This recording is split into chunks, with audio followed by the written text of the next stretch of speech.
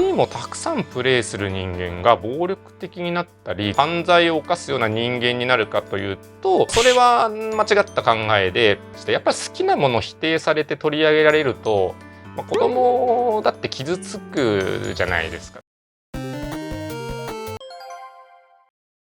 こんにちは、スクールの加藤です。日本とベトナムでゲームの専門家として活動しております。よろしくお願いいたします。今回はですね、子供がゲームばかりしていて心配ですという相談についてお答えをしたいと思います。この相談って本当に昔からよくされまして、僕がですね、ゲーム大好きで大好きすぎてゲーム業界で仕事をしているので、私に相談するとですね、ゲームっていいものですよっていう話になるに決まってるじゃないですか。なので僕に相談してもあんまり意味ないんじゃないかと思ってたんですけれども、最近ちょっと聞いてみるとですね、ゲーム業界に携わっている人から実態について諭してほしいみたいなことを言われまして、そういった気持ち皆さんお持ちのようなんですね。この動画も同じように子供がゲームばっかりしていて心配だなという方に見ていただければちょっとでもお役に立てるかなと思いまして、皆様にお届けをしていきたいと思っております。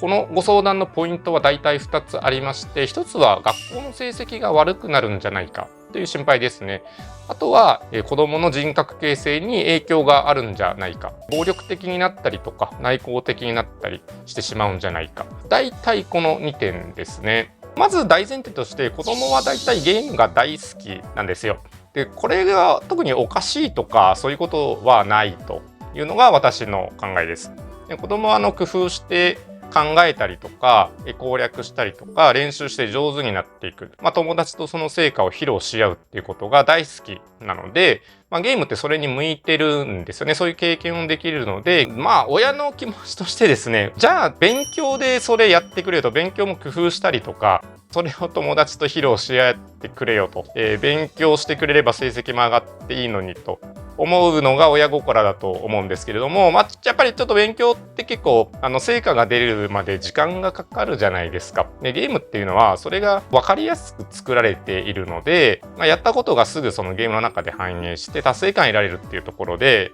子供にとってはゲームの方が楽しくて面白いということがあると思います。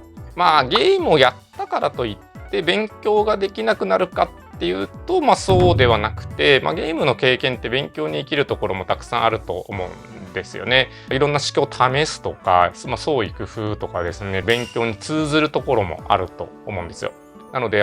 ームをすることで頭が悪くなるとか勉強ができなくなるっていうのは、そうではないという論文がたくさん出てますので、気になる方はググってみていただければと。だからといってじゃあゲームやれば成績が上がるのかっていうと、それもそうではないので、学校の成績を上げるためにはやっぱり勉強をするしかないわけですよね。学校の成績下がること自体は僕はあんまりいいことだとは思いませんので、成績が下がってしまって勉強をあんまりしなくてゲームばっかりやってて心配ですっていうのはもう本当にごもっともだと思いますので、これちょっと対策しないといけないですね。単純に勉強の時間が少なくなれば成績下がりますので、ゲームにあまりにもハマりすぎてて成績が下がってるんであれば、ちょっとゲームの時間を少し減らして勉強しないといけないですよね。なのでこの動画見てる、もし学生の方とかゲーム大好きで見ておられる方いらっしゃると思うんですけども、勉強ぜひちゃんとしてください。勉強めちゃくちゃ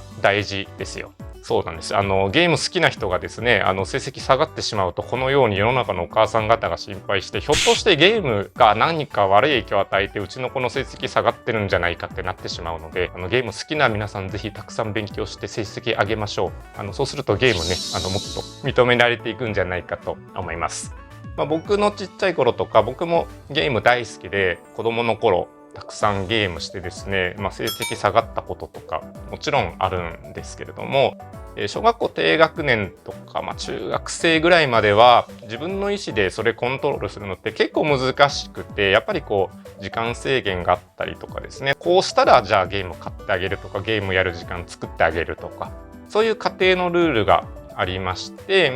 文句言いながらなんとかゲームをするために勉強したりしてたんですよね。でこのやり方がいいかどうかっていうのは家庭それぞれで違うと思いますし、お母さんお父さんとお子さんの関係の中でいろいろ変わってくると思うんですけれども、うまくルール作ってですね、お子さんが楽しく勉強して楽しくゲームできるような環境を作っていくといいんじゃないかなと思います。この問題はですね、ゲームだけじゃなくて、例えばその勉強時間が減るという意味ではスマホですよね。スマホってめちゃくちゃ時間取られますよね。1日2時間とか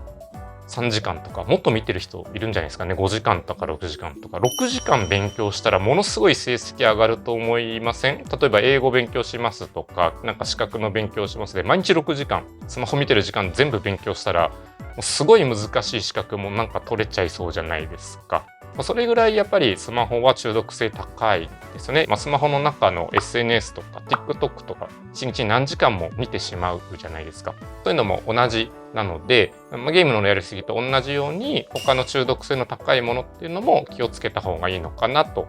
思います。ゲームはエンターテインメント、遊びというイメージがあるので、勉強の対極にあるものとしてちょっと目立ちやすいので、ゲームをやると成績悪くなるのかなというような印象がありますけれども、ゲームたくさんしても大丈夫です。たくさんしても大丈夫なんですけれども、勉強もちゃんとやらないと成績が下がりますので、ゲーム好きな方はぜひ勉強をちゃんとやりましょう。お願いします。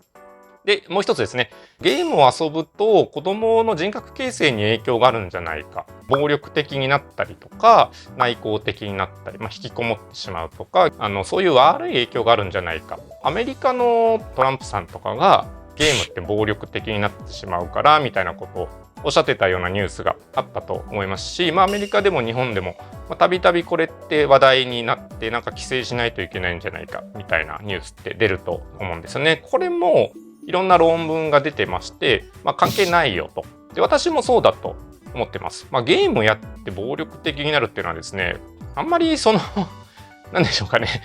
ありえないと思うんですよ。そうすると漫画とかアニメとか映画とか全部そうなんですよね。その戦争ものとか、人を撃ったりとかする表現っていっぱいあるじゃないですか。で、それがいいことだとは言いません。暴力的な表現が苦手なんです。うちの子には銃で人を撃つようなシーンは見せたくないし、そういうゲームもやってほしくない。教育の一環としてそういうものにちょっとあんまり慣れてほしくないなっていうのはとてもよくわかります。例えば格闘ゲームを遊んだとして、それをやるとじゃあ現実でも人を殴るようになるのかっていうと、そんなことってないわけですよ。ゲームをやってる時はゲームの中で相手を倒したいとか一生懸命やるわけなんですけれども、現実の世界でじゃあその銃を撃って人を撃ち殺したくなるかっていうと、それってもうちょっと非常に稀な例で、ゲームがなくてもおそらくそうなっていたというような気がいたします。ゲームをたくさんプレイする人間が暴力的になったり犯罪を犯すような人間になるかというと、それは間違った考えで、学術的に何度も否定されてきているんですよね。そこぜひ安心していただきたいんですけれども、単純にパソコンとかゲーム機とかスマホの画面を見てる時間が生活の主な時間ですっていう風になると、人と喋る機会が減るわけですよね。そうするとコミュニケーションが苦手になるっていうのは、単純に人と話す機会が減るので、上達しないですからコミュニケーションを取るのが苦手になったりとか、その結果内向的になったりっていうことは間接的に起きることだと思うんですよね。なので、ゲーム好きでゲームやるっていうのは僕はいいことだと思うんですけれども、やっぱりゲームばっかりやってるっていうのは良くないと思うんですよ。外に出たりとかですね、友達と話したりとか、運動したりとか、子供であればですね、ゲーム以外の遊びもやったりとか、そういうこともやった方がいいのかなと思います。ゲームそのものがその人の人格を変えて、凶悪な犯罪者みたいにしてしまうっていうことは、これはないと思うんです。ただやりすぎてしまうと何事もやりすぎは良くなくて、実際にゲームも中毒性っていうのはありますので、パチンコとかギャンブルとかですね、SNS とかスマホとかと同じようにゲームにも中毒性がありまして、そこにどっぷりハマって依存症になってしまっているというケースであれば、これはちょっと医療機関を訪ねてみていただくのがいいのかなと思いますが、そうではなくて単純にゲーム大好きでたくさんやってますということであれば、学校の成績とかですね、あるいはずっと家にいるから運動しないとか友達ができないんじゃないかっていうのは当然心配としてありえますので、じゃあそういう時にどうするかっていうのは、家庭内で納得できる仕組み、ルールを設定するとか、そういうふうにしていただくといいんじゃないかと思いますね。子供はゲーム大好きな子が多いと思うんですよ。特に男の子は大好きだと思います。私も小さい時そうでした。で、親と子供のこの戦いはですね、本当に過去から延々と繰り広げられて、おそらくファミコンとかそのデジタルゲームができる前からそうだったんじゃないかと思うんですよ。そういう子供の娯楽ってあったわけですね。めんことかどうなんでしょうね。僕はちょっとめんこの世代じゃないんですけど、めんことかベーゴマとかも、あんたそんなことばっかりやってないで勉強しなさいって絶対あったと思うんですよね。で、やっぱ隠されたり取り上げられたりとか捨てられたりとかしてたと思うんです。で、僕らの頃はテレビゲームでファミコンがあって、ファミコンばっかしてて本当にで怒られて、あんたもう宿題しなさい先にとか言われたりとか、ファミコン本体とか電源アダプター隠されたりとかしてたんですよね。で、今の子はなんか Wi-Fi のルーターの電源抜かれるっていう話を聞いたんですけど、本当でしょうか。なんか Wi-Fi ルーター抜くとなんかお父さんとかお母さんも困るんじゃないかっていう気がしますけれども、ずっとあるわけですよ。子供がなんかこう勉強せずになんかこんなことばっかりやってますみたいな心配ってもう昔からずっとあって、今はゲームとかスマホとかあるんですよね。で、ただこれ取り上げちゃうとあんまり良くないかなと僕思ってまして、やっぱり好きなものを否定されて取り上げられると、子供だって傷つくじゃないですか。だって大好きでねやってますので、決して悪いことじゃないと思うんですね。ただやりすぎてしまうのが悪いというだけで、じゃあちゃんと勉強もしてくださいね、ゲーム以外のこともやるようにそういうふうにしていただければいいんじゃないかなと思いますので、その辺ちょっとお子さんとねゲーム否定するんじゃなくて、ゲームなんてそんなくだらないこととか言わないようにぜひしていただいて、好きなものは好きなもので大事にしてあげてですね、でうまくご家庭で対策していただければいいんじゃないかなと思っております。いろんなケースがあると思いますので、何かうちの場合はこうしてます、こうやったらうまくいきましたみたいなのがあれば、ぜひコメント欄などで教えていただければと思います。この動画が少しでもお役に立てば幸いです。ゲームに関する様々な情報を独自の視点で皆様にお届けしてまいります。もしよろしければ高評価とチャンネル登録をよろしくお願いいたします。最後までご覧いただきましてありがとうございました。